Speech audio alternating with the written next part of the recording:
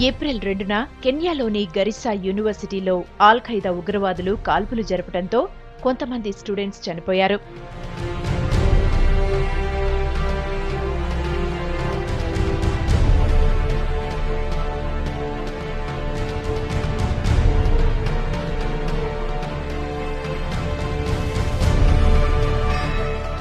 సోమాలియాకు 200 కిలోమీటర్ల దూరంలో ఉన్న గరిస్సా పూర్తిగా రక్షణ కవచంలో ఉన్న ప్రదేశం. మిలిటరీ, పోలీసులు ఉండే ప్రాంతం. అయినా అక్కడ ఆల్ ఖైదా ఉగ్రవాదులు రెచ్చిపోయారు. విచక్షణ రహితంగా కొంతమంది స్టూడెంట్స్పై కాల్పులు జరిపారు. సుమారు 148 మంది విద్యార్థులు ఈ దాడుల్లో చనిపోయారు. 79 మంది వరకు తీవ్రంగా గాయపడ్డారు.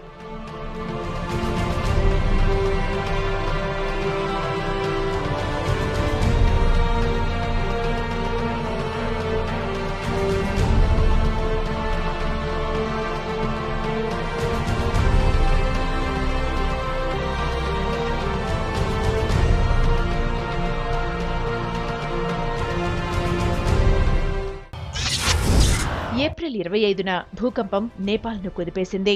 ఇళ్లు సమాధులయ్యాయి. ఊళ్లు శ్మశానంగా మారాయి. సుమారు 9,000 మందికి పైగా ఈ భూకంపానికి బలైపోయారు. 23,000 మందికి పైగా గాయపడ్డారు. భూకంపం రిక్టర్ స్కేలుపై 7.8గా నమోదైంది. ఇది చుట్టుపక్కల దేశాలను కుదిపేసింది.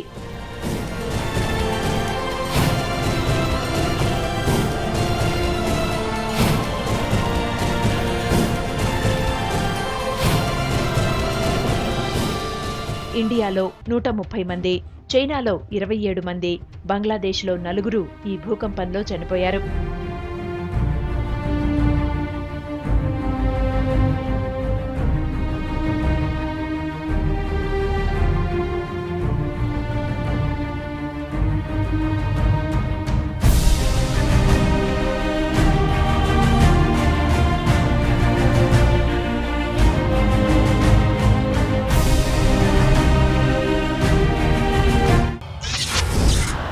సెప్టెంబర్ 2న 3 సంవత్సరాల బాలుడు ఎలాన్ కుర్దీ బాడీ సముద్రంలోంచి ఒడ్డుకు కొట్టుకొచ్చిన ఫోటో యావత్ ప్రపంచాన్నే కుదిపేసింది.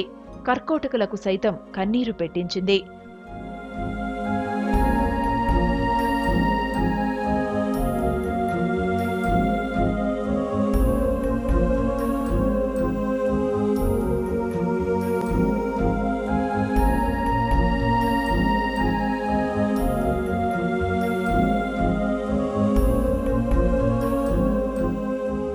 సిరియా శరణార్థుల సంక్షోభంతో ఎలాన్ బాడీ మెడిబెరానియన్ సముద్రం ఒడ్డుకు కొట్టుకొచ్చింది. ఇది ఎలాన్ సమస్య మాత్రమే కాదు, అంతర్జాతీయ సమస్యగా వర్ణించారు.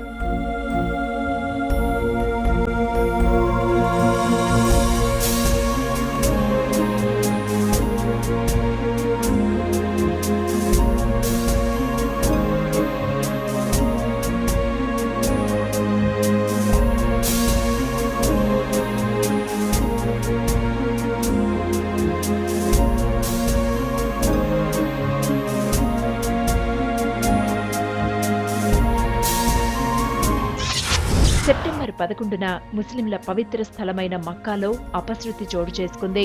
హజ్ను పురస్కరించుకుని మసీదు మరమ్మత్తు పనులు చేస్తోన్న సమయంలో ప్రమాదవశాత్తు క్రేన్ పడిపోవడంతో 111 మంది చనిపోయారు. 394 మంది తీవ్రంగా గాయపడ్డారు.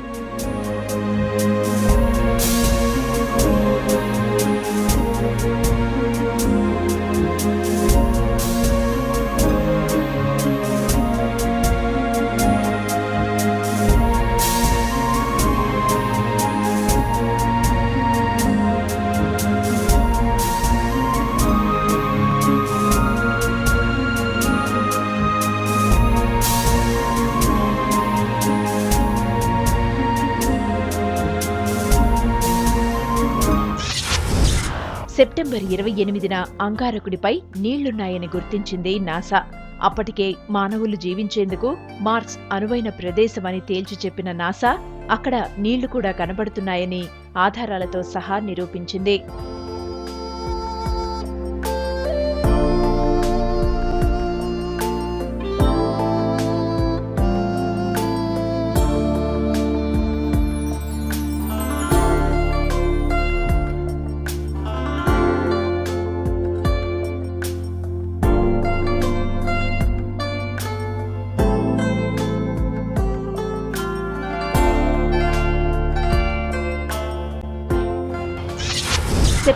30న సిరియాలో ISIL యాంటీ గవర్నమెంట్ ఫోర్స్ పైన రష్యా వైమానిక దాడులు చేసింది. ఈ దాడులు సిరియా ప్రభుత్వం సహకారంతో నిర్వర్తించింది రష్యా.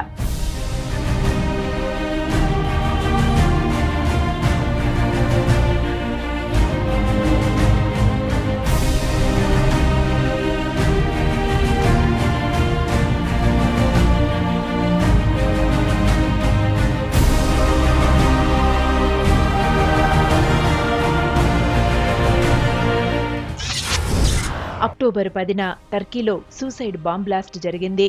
టర్కీకి సమీపంలో మెయిన్ రైల్వే స్టేషన్లో శాంతియుత ర్యాలీ చేస్తున్న ప్రజలపై ఈ బాంబ్ అటాక్ జరిగింది.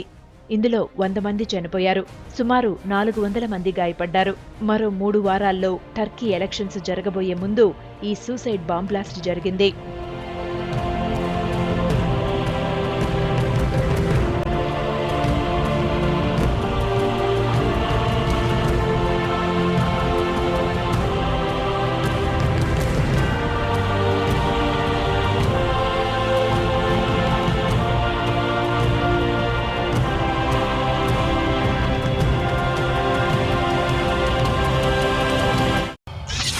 నవంబర్ 8న దశాబ్దాల చీకటి పాలనకు అంతం పలికిన వెలుగురేఖ ఆంగ్ సాన్ సూచీ మయన్మార్ ఎలక్షన్లో విజయం సాధించింది.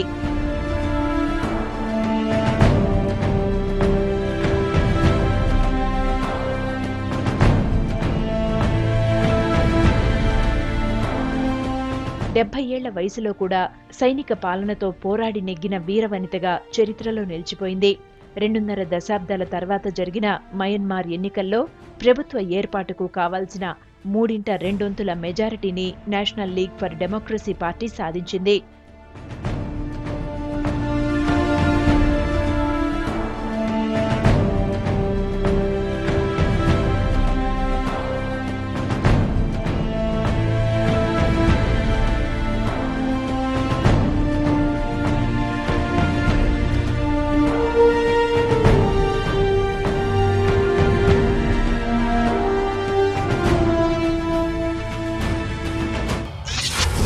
నవంబర్ 13న పారిస్ ప్రాంతం రక్తంతో నిండిపోయింది.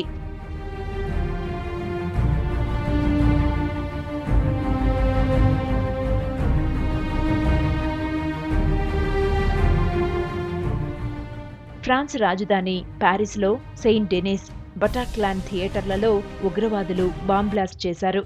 ఈ సూసైడ్ బాంబ్ బ్లాస్ట్లో సుమారు 200 మంది చనిపోయారు. 368 మంది గాయపడ్డారు. ఆ సమయంలో దేశ ప్రధాని కూడా అక్కడే ఉన్నా సురక్షితంగా బయటపడ్డారు. ఐసిస్ జరిపిన ఈ దాడులను పారిస్తో పాటు ప్రపంచంలోని అన్ని దేశాలు ఖండించాయి.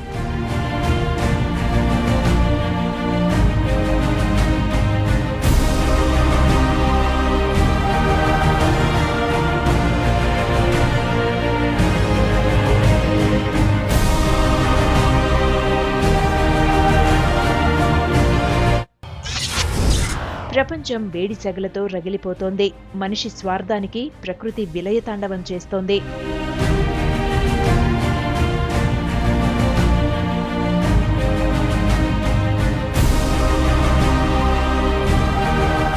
ఎక్కడ చూసినా వాయు కాలుష్యం పెరిగిపోవడంతో ప్రపంచంలో ఎప్పుడూ లేనంతగా ఉష్ణోగ్రతలు పెరిగిపోతున్నాయి.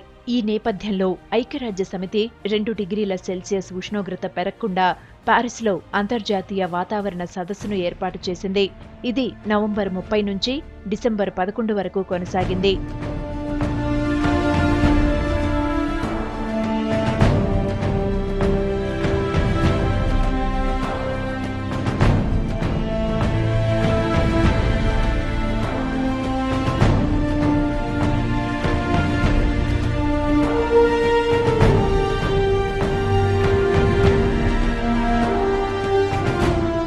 సదస్సు ముగిసే సమయానికి అన్ని దేశాలు కర్బన వాయువుల నియంత్రణపై ఒక మాటపై రాలేకపోయినా వాతావరణంలో 2 డిగ్రీల సెల్సియస్ పెరగకుండా కాపాడతామని ఓ నిర్ణయానికొచ్చాయి. డిసెంబర్ 1న పారిస్లో జరిగిన అంతర్జాతీయ వాతావరణ సదస్సులో ఇండియా, పాకిస్తాన్ ప్రధానులు కాసేపు రహస్యంగా ముచ్చటించారు. దీంతో భారత్, పాకిస్తాన్ దేశాల చర్చల్లో ఎవరూ ఊహించని ముందడుగు పడింది. ఆ తర్వాత బ్యాంకాక్లో ఇరు దేశాల భద్రతా సలహాదారులు సమావేశమై ఉగ్రవాదం, కశ్మీర్, ఇతర ద్వైపాక్షిక అంశాలపై చర్చించారు. ఇరు దేశాల సంప్రదింపులను ముందుకు తీసుకెళ్లాలని నిర్ణయించారు.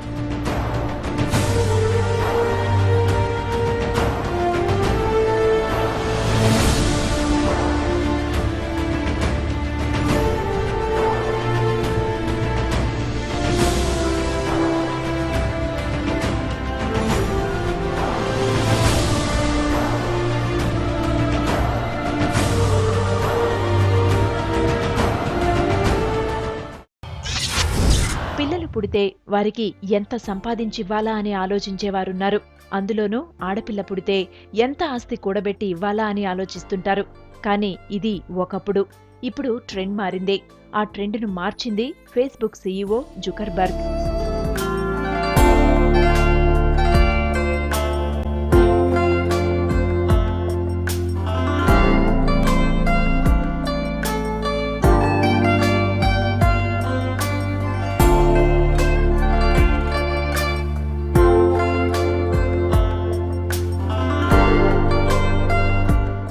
జుకర్బర్గ్ దంపతులు తమ చిన్నారిని ప్రపంచంలోకి ఆహ్వానిస్తూ ఫేస్బుక్ కంపెనీలోని షేర్లలో 99% విరాళంగా ఇచ్చారు. వ్యాధులకు చికిత్స, హరిత విద్యుత్ ఉత్పత్తి, ప్రజల అనుసంధానత, బలమైన సామాజిక బృందాల నిర్మాణం వంటి సేవా కార్యక్రమాలకు ఆ డబ్బును దానం చేశారు.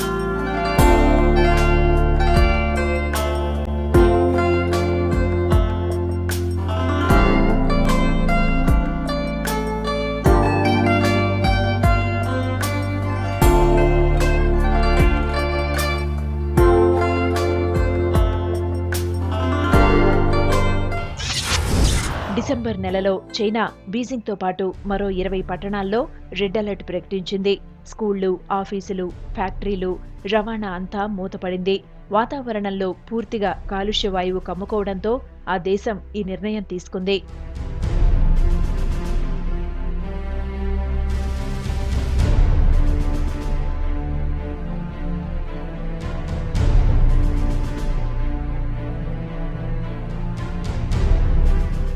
ఈ పొగమంచు కాలుష్యం వల్ల ప్రజలకు భయంకర ఆరోగ్య సమస్యలు తలెత్తుతాయనే ఉద్దేశంతో చైనా ప్రభుత్వం ప్రజలను ఇంటి నుంచి బయటకు రాకుండా చేసింది. ఇంటి నుండి బయటకు రాలేక, పనులు చేసుకోలేక, తిండి లేక ప్రజలు కొన్నాళ్లు అల్లాడిపోయారు.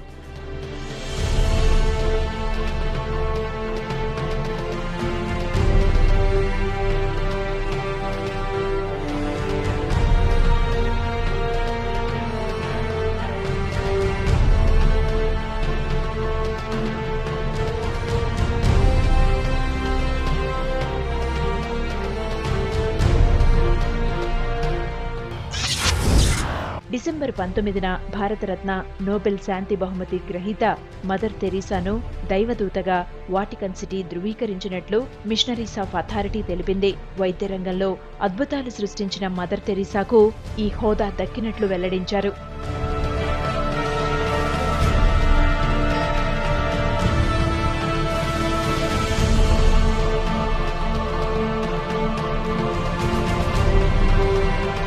మదర్లోని అతీత శక్తిని పోప్ గుర్తించినట్లు పేర్కొన్నారు. వచ్చే ఏడాది సెప్టెంబర్ 4న మదర్ తెరీసాకు రోమ్లో అధికారికంగా హోదా ఇవ్వనున్నట్లు తెలియజేశారు.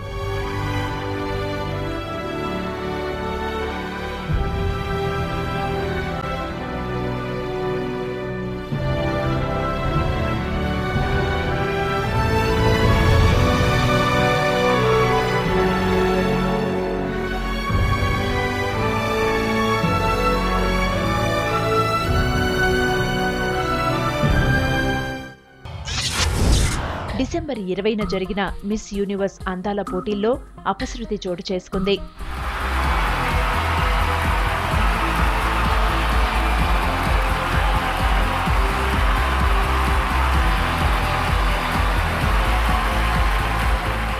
ఈ ఏడాది మిస్ యూనివర్స్ కిరీటం ఫిలిప్పీన్స్ కు చెందిన పియా అలోంజోను వరించింది. రెండో స్థానంలో కొలంబియా సుందరి అరియాడ్నా నిలిచారు. అయితే ఈ పోటీ విజేతల ప్రకటనలో కొంత గందరగోళం చోటు చేసుకుంది. కార్యక్రమ నిర్వాహకుడు స్టీవ్ హార్వే మొదట విన్నర్, రన్నర్ పేర్లను పొరపాటున మార్చి ప్రకటించారు. దీంతో రెండవ స్థానంలో నిలిచిన అరియాడ్నాను మిస్ యూనివర్స్ గా డిక్లేర్ చేసి కిరీటం పెట్టారు. ఆ తర్వాత నాలుక కరుచుకొని ఆ కిరీటాన్ని తీసి మళ్ళీ ఫిలిప్పీన్స్ సుందరి తలలో అమర్చారు. Miss Universe 2015 is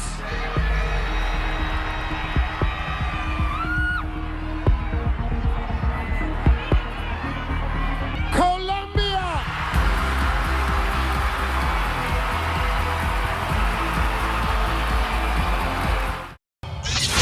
Right here, the first runner-up is Colombia. It is my mistake. Still a great night. Please don't hold it against the ladies. Please don't. We feel so badly, but it's still a great night. Thank you all.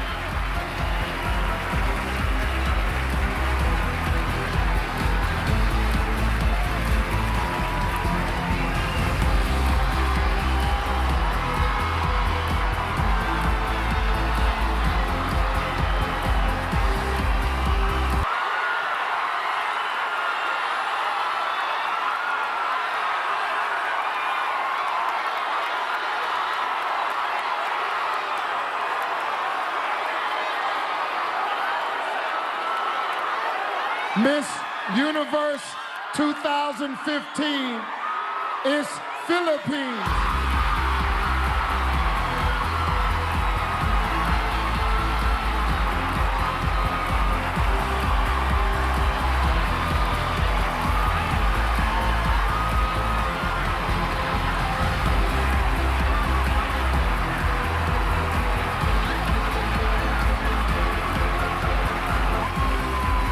Miss Philippines, take your first walk as Miss Universe.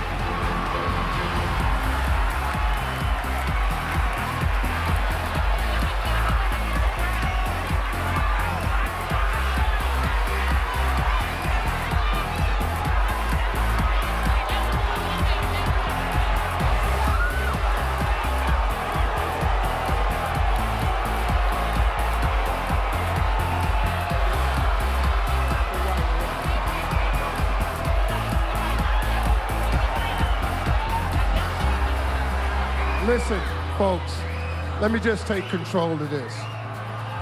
This is exactly what's on the card. I will take responsibility for this. It was my mistake. It was on the card. Horrible mistake, but the right thing, I can show it to you right here. The first runner-up is Colombia. It is my mistake. Still a great night. Please don't hold it against the ladies. Please don't. We feel so badly, but it's still a great night. Thank you all.